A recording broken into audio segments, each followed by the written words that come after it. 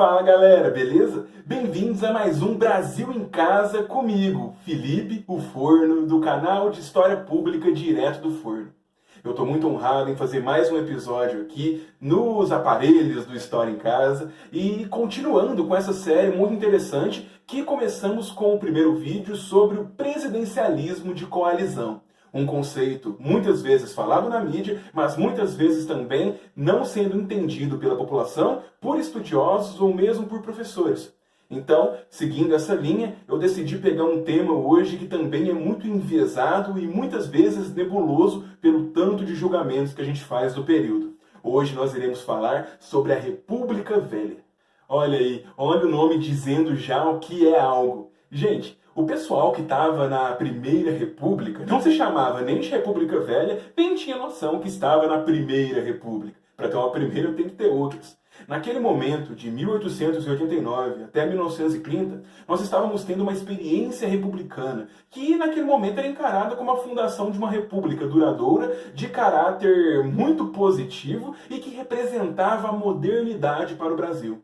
Eu começo já falando que esse conceito de República Velha já é muito enviesado justamente pelos detratores e opositores desse regime que ganharam o poder a partir de 1930 com a Revolução propagada por Getúlio Vargas.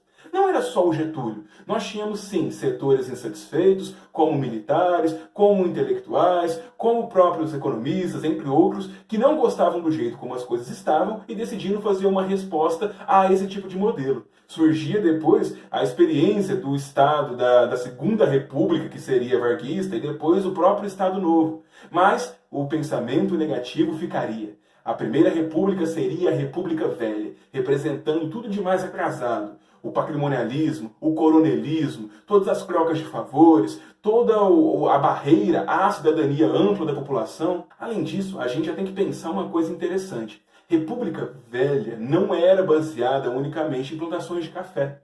São várias transformações que o Brasil estava passando entre o fim do século XIX e o século XX. E a gente não pode cometer o reducionismo de acreditar que a base econômica da nação era unicamente o café. Ele era extremamente importante, mas a gente não pode deixar de pensar que existiam outras culturas, como o próprio algodão, assim como já estava sendo começado todo um processo da corrida da borracha lá no norte do país, que também já diversificou a economia lá naquele território mais interiorano, assim como também nós tínhamos já começado um processo industrial, ainda bastante tímido, mas que já era considerável e iria se expandir conforme as décadas passavam.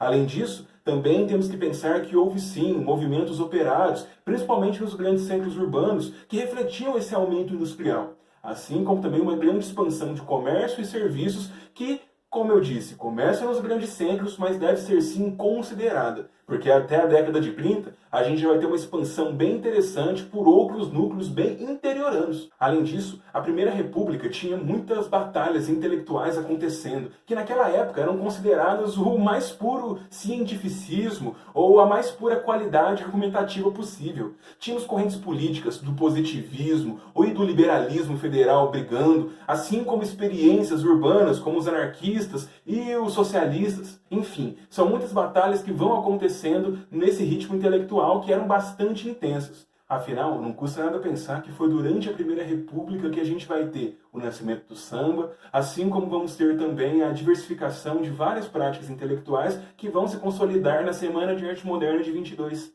Então é muito interessante a gente ver que a República Velha, de velha não tem tanto. E para encerrar esse vídeo, para não encher demais vocês, é interessante a gente falar sobre a questão política que acaba sendo o que mais fica e é o que mais ensinado.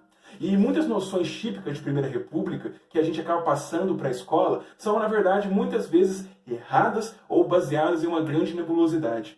A gente pode ver já pela política do café com leite, por exemplo, que é um conceito, um nome dado a essa política, que não se chamava assim na época, e tinha essa noção falsa que o poder federal era exercido, uma hora pelas elites cafeicultoras de São Paulo e outra hora pelas elites pecuaristas mineiras.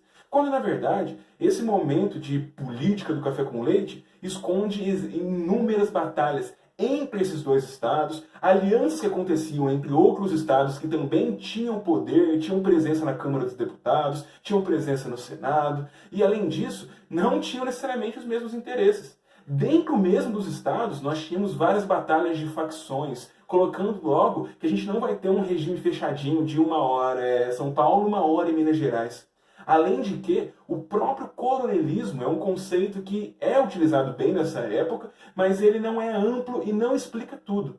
Afinal de contas, a gente vai ter sim inúmeras batalhas entre coronéis, a gente vai ter sim esse coronelismo se mesclando com atividades, nem sempre os urbanos principalmente, que já mostram um desejo por cidadania, que está acontecendo. A gente vai ter voto feminino na década de 20, muito antes do Getúlio Vargas declarar o voto feminino em 32. Então são coisas que a gente tem que ponderar. A Cláudia Viscardi, que vai escrever um maravilhoso Teatro das Oligarquias, falando sobre a política do café com leite, mostra isso muito bem com uma historiografia recente e ensinando a gente que, de fato, as coisas eram muito mais complexas do que a gente deixa acreditar. E é isso, galera. Espero que tenham gostado um pouco dessa contribuição, gerado alguma reflexão na cabeça de vocês e mostrado que muitas das coisas que a gente de fato aprende estão sim cheias de julgamentos, cheias de reducionismos, mas tem que se entender. A história é feita por historiadores. A história, mais do que o fato em si, as verdades em si, a gente tem que entender a escrita da história, que carrega métodos e também o próprio contexto que ela está sendo escrita.